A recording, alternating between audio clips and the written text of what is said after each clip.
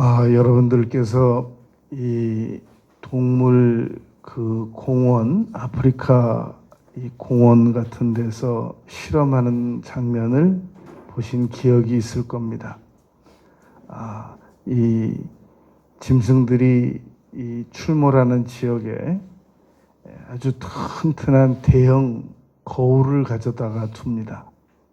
그러면 표범들이 나타나서 이 거울을 바라보고 자신의 모습을, 자신의 비춰진 모습을 이 다른 적인 줄 알고 으르렁거리면서 이렇게 거울 대상하고 싸우려고 거울과 부딪히는 장면입니다. 곰도 싸우려고 하고 사자도 싸우려고 하고 호랑이도 싸우려고 합니다. 그러니까 그 거울 실험을 통해서 알 수 있는 것은 짐승들은 거울에 비춰진 자신의 모습을 자신의 모습으로 알 수 없다는 겁니다. 그런데 그렇게 실험을 해본 결과 가장 빨리 자신의 모습을 이건 나구나 라고 알아본 그 짐승이 침팬지더랍니다. 그걸 자신의 모습을 알아보는데 사흘 걸리더랍니다. 그런데 우리 사람은 아무리 지능이 낮아도 거울을 딱 보면 이건 나구나 라는 것을 안단 말입니다. 그런데 사람은 거울을 보고 이거 나구나 라고 아는 능력에서 그치는 게 아니라 사람은 다른 사람과 비교할 줄 압니다. 그래서 지금 저 사람 조건이 나보다 좋은 조건이구나. 나는 저 사람 조건보다 덜 좋은 조건이구나. 이렇게 비교까지 할 줄 아는 것이 인간이 가지고 있는 능력입니다. 그것을 아들러라고 하는 사람은 열등감이라고 정의했습니다. 그런데 비교는 우월적으로 비교하는 게 있고 그걸 보고 하향 비교라고 합니다. 그리고 이 자기 못난 모습을 계속 발굴해내는 열등적 비교가 있단 말입니다. 그것을 상향 비교라고 합니다. 오늘 우리는 사무엘상 17장을 1절부터 끝절까지 세 가지로 나누어서 살펴보려고 합니다. 이 다윗과 골리앗과의 대결이 이 사무엘상 17장에만 기록이 되어 있습니다. 16장에서는 다윗이 사울 왕의 악령 들린 모습, 그 상황을 개선시켜 주려고 노력하는 모습으로 끝이 납니다. 그리고 18장에서는 사울 왕이 골리앗과의 싸움에서 이긴 다윗에 대하여 사울 왕이 저 소년이 누구냐 이렇게 묻는 장면으로 시작이 됩니다. 그러니까 사무엘상 17장 1절부터 끝절까지는 정확하게 다윗이 골리앗과와 싸워서 승리하는 장면을 담고 있단 말입니다. 이것을 우리가 크게 세 수로 나눠서 이해를 하면 다윗과 골리앗과의 전투가 어떻게 전개됐고 어떻게 진행됐고 어떻게 승리로 이 마무리되어졌는가를 명확하게 이해할 수 있다는 겁니다. 첫 번째, 이 사무엘상 17장은 블레셋을 두려워하는 이스라엘의 모습이 전개되고 있습니다. 특별히 블레셋의 대표주자 골리앗을 두려워하는 벌벌 떠는 사울 왕과 이스라엘 전군의 모습이 그려져 있습니다. 이 당시 상황은 이 엘라 골짜기와 에베스담 빔이라고 하는 그곳에서 블레셋 사람들이 서로 대치해서 지켜보고 있는 상황이었습니다. 블레셋은 이 신장이 3m에 가까웠습니다. 이 사무엘하 21장에 보면은 다윗이 거인족과 싸워서 승리하는 장면이 나옵니다. 거인들 4명을 물리치는 장면이 나온단 말입니다. 골리앗이 그런 거인 부류에 속하는 그런 사람이었습니다. 그런데 이 3m가 가까이 되는 이 거인 골리앗이 투구도 쓰고 거기다가 57kg의 갑옷도 입고 그리고 거기다 고함치는 능력까지 갖췄단 말입니다. 거기다 이스라엘을 모욕까지 합니다. 막 수치스럽게 자극시키는 그런 능력을 가졌단 말입니다. 그러니까 17장을 세 수로 나누어 볼 때 첫 번째는 이 이스라엘이 그 블레셋의 골리앗과 그 블레셋 군인들에게 아주 수치스럽게 모욕을 당하는 그런 장면을 이 17장은 초두에 나타내고 있습니다. 자, 그러면 여기서 우리가 생각을 해보겠습니다. 우리는 지금 골리앗과 같은 처지에 있지는 않느냐는 겁니다. 각 가정에서 또는 사업장에서 또는 인간관계를 가지는 가운데서 누군가를 두려워하고 그것을 표시 안 내기 위해서 수치스러운 모습을 나타내 보이지 않기 위해서 고군분투하고 그리고 마음속으로는 두려워하고 끊임없이 주변을 비교하고 우리가 지금 그렇게 힘들게 살다가 이 자리에 모이지 않았느냐 하는 겁니다. 두 번째, 사무엘상 17장에서 나타내고 있는 것은 그러나 골리앗에게는 약점이 있었다는 겁니다. 그런데 골리앗에게 약점이 있었다는 사실을 블레셋은 알아도 숨겼고 그리고 많은 블레셋 사람들이 몰랐습니다. 그러나 골리앗은 그 자신의 약점을 알고 있었단 말입니다. 그것을 우리가 오늘날 우리 주변에 수많은 골리앗들이 존재합니다. 해외적인 국제적인 골리앗들이 존재하고 이웃의 골리앗들이 존재하고 그리고 경쟁업체가 골리앗으로 존재합니다. 그들은 할 수 있는 대로 자신들이 아무 약점도 없는 것처럼 행동하고 홍보하고 광고하고 큰 소리치고 위협한단 말입니다. 그러나 우리가 골리앗들의 단점을, 골리앗들의 약점을 파악하는 방법을 알고 살아가면 훨씬 더 우리가 그 불필요하게 주변의 골리앗으로 보이는 대상들과 비교하지 않습니다. 훨씬 더 많이 열등적 사고를 가지지 않게 된단 말입니다. 왜냐하면 약점을 간파하는 능력을 가지고 있기 때문입니다. 우리가 골리앗은 어떤 약점을 가지고 있었는지 5가지를 살펴보겠습니다. 사무엘상 17장 16절에 보면은 40일을 조석으로 나타나서 소리를 지르면서 위협을 했습니다. 여러분, 정말로 능력이 있으면 뭐하러 40일 동안 위협했을까요? 한 4일이면 되지. 하루면 되지. 뭐하러 40일씩이나 기회를 주면서 상대방을 위협했겠습니까? 우리가 여러분 몇 주 전에 엘리야를 죽이겠다고 말했던 아합의 부인 이세벨은 이 예후에 의하여 2층에서 던져져 가지고 온몸이 깨어져 죽고 그 피를 개가 핥았습니다. 그런데 그런 여인이 엘리야에게 위협했단 말입니다. 내일 이맘때 내가 너를 죽일 것이다.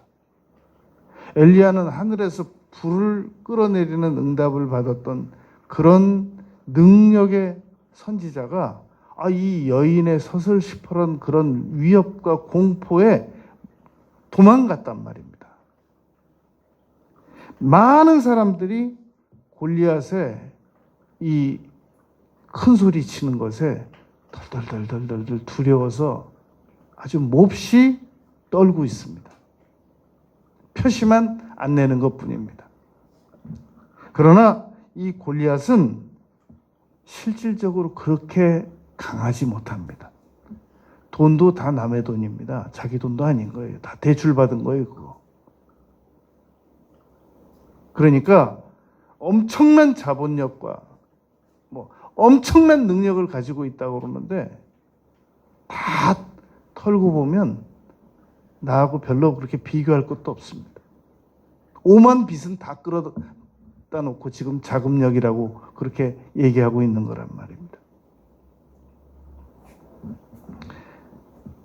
분명히 40일 동안을 위협하고 40일 동안을 이 실질적으로 행동을 할 수 없는 그런 능력을 가지고 있는 것이 이게 골리앗이었습니다. 그리고 골리앗의 두 번째 약점은 거인 비대증, 말단 비대증.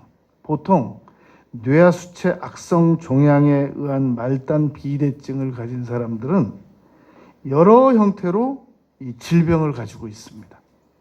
그게 사무엘상 17장 4절에서 나오는 그의 그 신장이 가지고 있는 그 비대증 현상이란 말입니다. 그리고 이 골리앗은 굉장히 느립니다. 엄청나게 빠른 것 같잖아요. 그런데 그 큰 덩치가 움직이려니까 실질적으로는 느립니다. 오히려 스피드가 빠른 사람은 다윗이었습니다.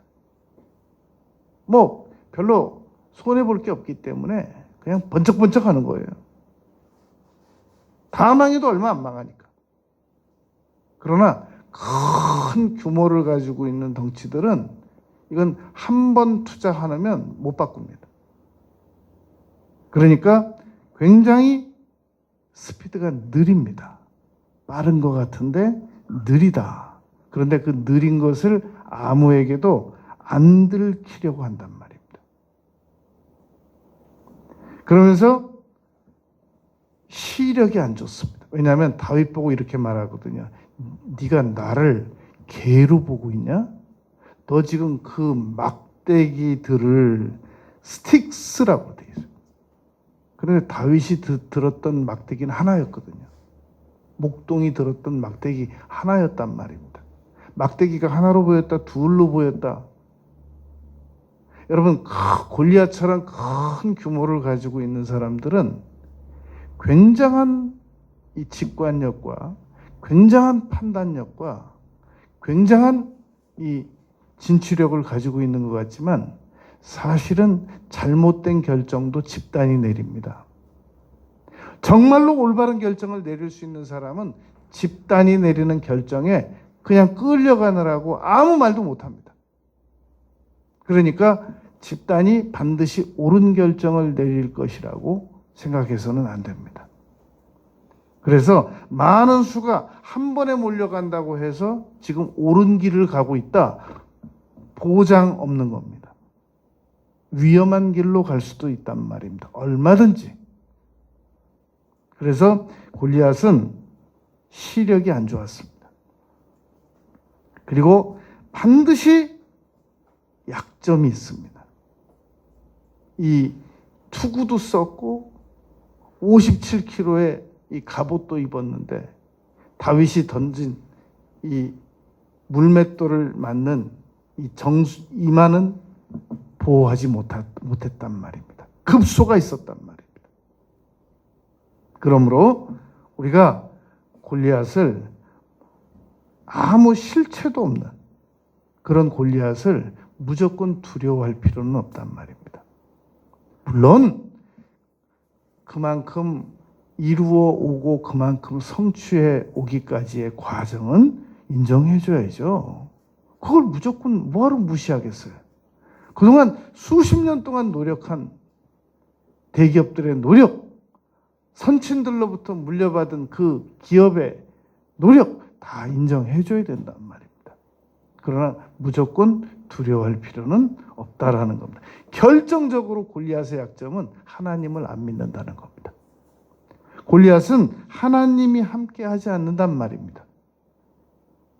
바알이 함께하고 아세라 신들이 함께하는 경우는 있지만 하나님께서 함께하는 골리앗들은 거의 전무합니다.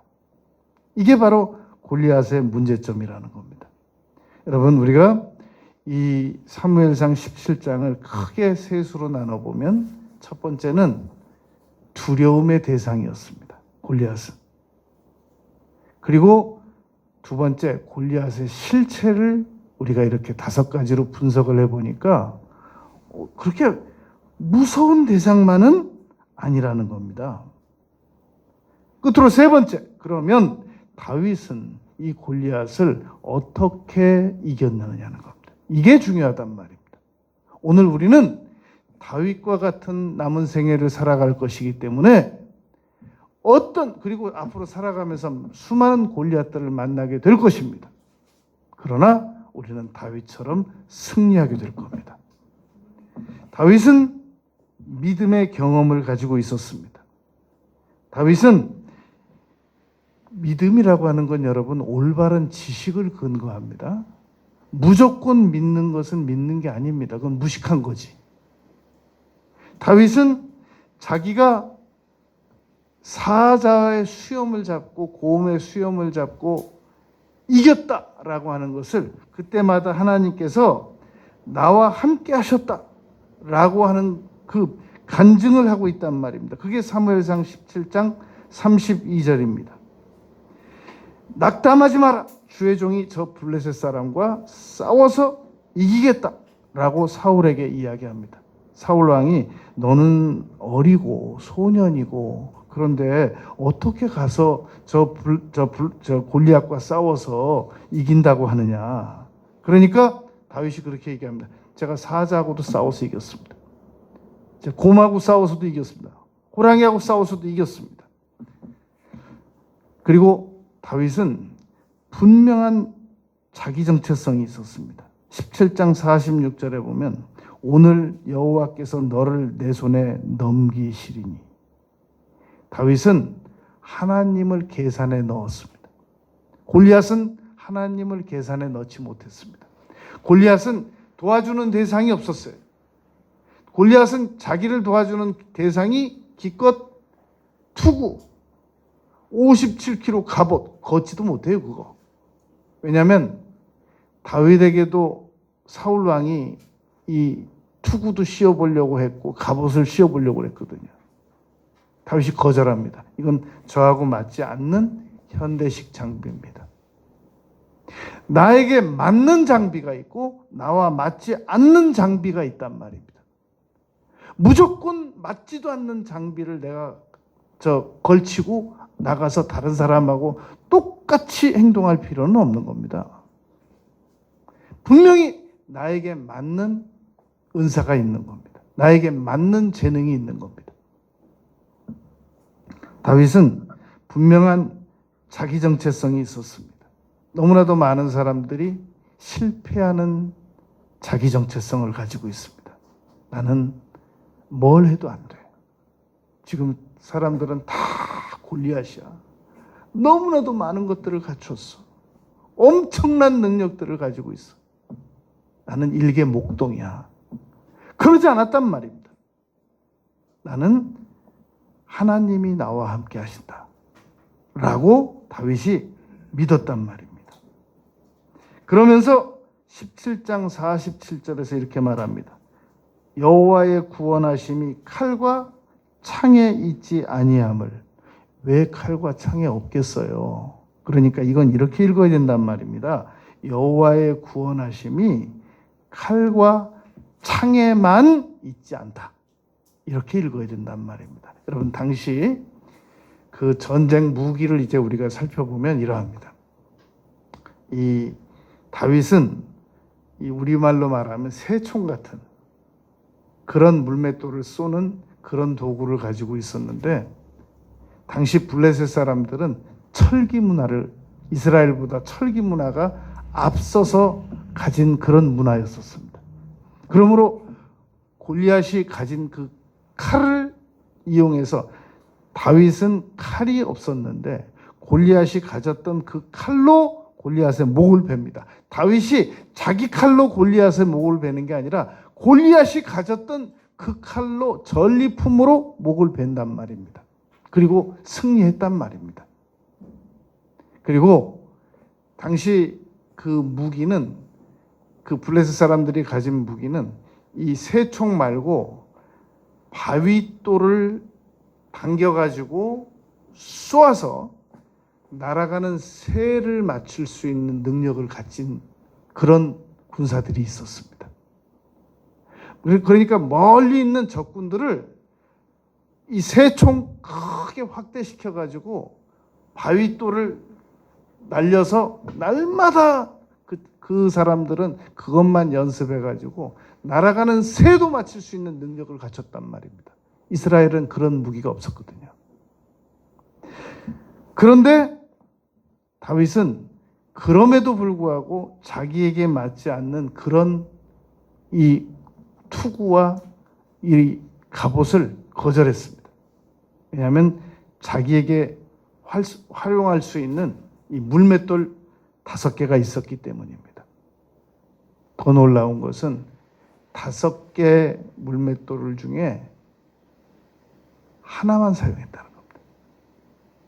다윗은 수없이 많은 이 돌멩이로 던져서 멀리, 우리나라 저 박찬호 선수 이상각에 계속 멀리서 나타나는 짐승들을 돌멩이로 던져서 맞추는 연습을 하기 위해서 평상시에는 계속 표적을 맞추는 연습을 하고, 실전에 짐승들이 나타났을 때는 정확하게 던져서 이마를 맞춰서 머리를 깨어지게 만드는 그런 정밀성 투구 실력이 있었단 말입니다. 이 중동 지방의 양들과 이 목자들은 계속 다른 무기가, 총이 나오지 않을 때 그것을 던져서 맞추는 연습을 평상시에 합니다. 여러분, 이 아프리카 그 국립공원 안내하는 사람들은 만일의 사태를 대비해서 총을 가지고 다닙니다. 그런데 사자가 달려올 때 총을 쏴서 정확하게 한 번에 못 맞추면 사자에게 덮임을 당합니다. 실제로 총을 가지고도 사자에게 덮침을 받아서 목숨을 잃은 안내원들이 많단 말입니다. 물맷돌을 5개를 준비한 것은 만약에 하나를 던져서 안 되면 두 번째 던져서 안 되면 세 번째 던져서 안 되면 4번째, 안 되면 5번째까지 생각을 하고 물맷돌을 5개를 준비했는데 하나로 끝났습니다. 워낙 연습이 많았고 훈련이 많았기 때문입니다. 여러분, 너무나도 많은 사람들이 훈련을 덜 하면서 장비만을 의지하는 경우가 많이 있습니다. 잘 한번 생각해 보시겠습니다.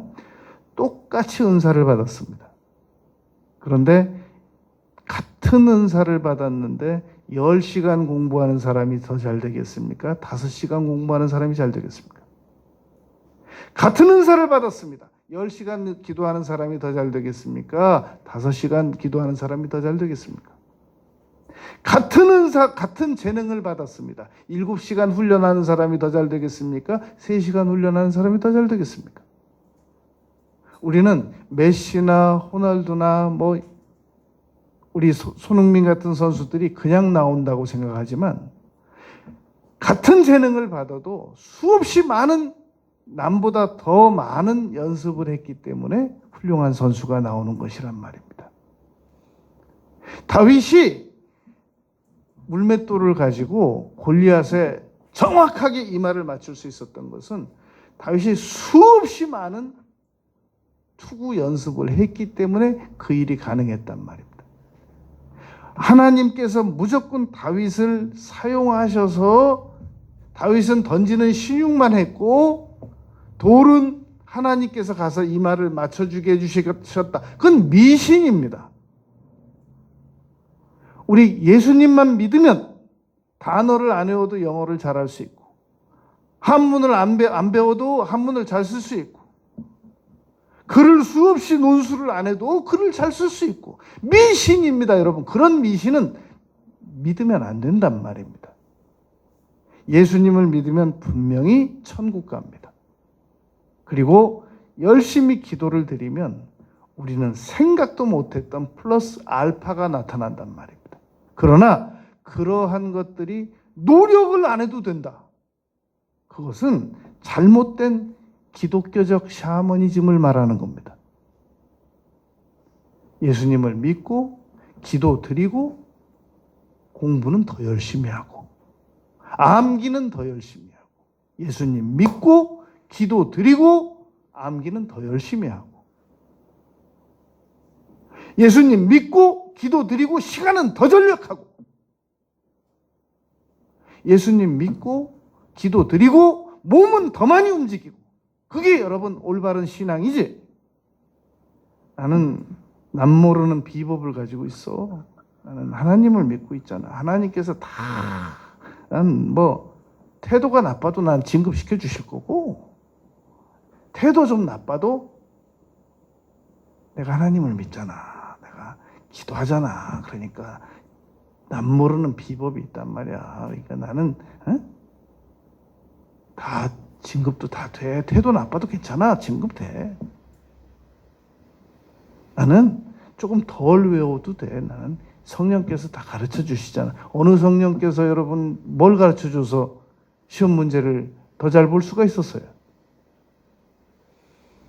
그러니까 태도는 더 좋게, 기도 열심히, 태도는 더 좋게, 기도 열심히, 매너는 더 좋게, 기도 열심히, 성품은 더 좋게, 계속 노력을 해야 된단 말입니다. 다윗이 그러한 사람이었습니다.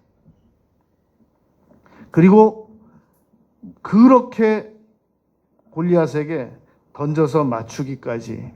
그런데 여러분, 여기서 중요한 게 있어요. 다윗이 아무리 물맷돌을 던질 수 있는 실력이 있고 훈련이 돼 있고, 그리고 뭐 만군의 여호와께서 자기와 함께 하신다고 하는 게 있다고 해도 실질적으로 행동을 안 했어 보세요. 어떻게 되겠나?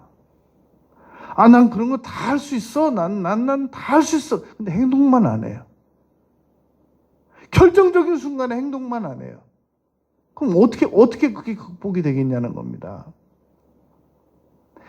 나이 17에서 20살밖에 안 돼 보이는 이 다윗이 용기도 있었고, 하나님께서 함께 하신다는 것도 있었고, 저 골리앗 저 혼내줘야 된다는 것도 있었고, 투지도 있었고, 다 있었는데 행동만 안 해요. 아무 일도 안 일어납니다. 여러분, 하나님께서 우리와 함께 계시고 기도드릴 수 있고 예수 그리스도 이름을 사용할 수 있고 행동만 안 해요. 결정적으로 아무 일도 안 일어납니다. 그게 마가복음 16장 20절 말씀을 보면 제자들이 나가서 전파할세 주께서 함께 했다고 그랬습니다. 이 여리고성 무너지는 거, 그거 하루에 한 바퀴씩 엿새 동안 돌았잖아요. 여러분, 요단강 갈라지는 거 밟고 들어가서 갈라진 거예요. 갈라지면 내가 들어간다, 그런 거 아니란 말입니다. 홍해바다 모세가 손 들고 기도해서 갈라진 거예요. 갈라지고 난 다음에 그 혜택만 누려본 것이 아니란 말입니다. 그리고 다윗의 무기는 결정적인 믿음의 고백입니다. 여러분, 이 사람이 성공하겠다 못하겠다는 그렇게 너무 많은 시간이 걸리지 않아요. 그 사람을 보고 무슨 MRI를 찍어보고 무슨 엑스레이를 찍어보고 그 사람의 과거 성적표를 떼보고, 그걸 통해서 여러분 그 사람이 성공할 것인가 못 성공할 것인가를 구분하는 것은 어렵습니다. 수없이 많은 성적 좋은 사람들이 지금 너무나도 성공 못하고 어렵게 살아가고 있습니다. 잘 알잖아요, 우리. 그런데 이 사람이 정말로 성공할 사람인지 못할 사람인지 알아보는 방법은 간단해요. 말 몇 마디 들어보면 압니다. 그 말 속에 믿음의 고백이 있느냐. 단순 포장된 긍정적인 세련된 고백 몇 마디 가지고는 모릅니다. 그러나 믿음의 고백을 가지고 보면 알 수 있단 말입니다. 마가복음 7장 29절 말씀에 보면 귀신 들린 딸을 둔 엄마가 예수님에게 절대 뒤로 안 물러나잖아요. 개도 주인의 상에서 떨어지는 건 먹습니다. 예수님께서 그 여인에게 그렇게 말합니다. 가라, 내 딸에게서 귀신이 나갔다. 여인이 이 말을 하였으니. 우리가 여러분 하루에 여러 말들을 합니다. 그런데 그 여러 말들 중에서 믿음의 고백이 얼마나 되느냐는 겁니다.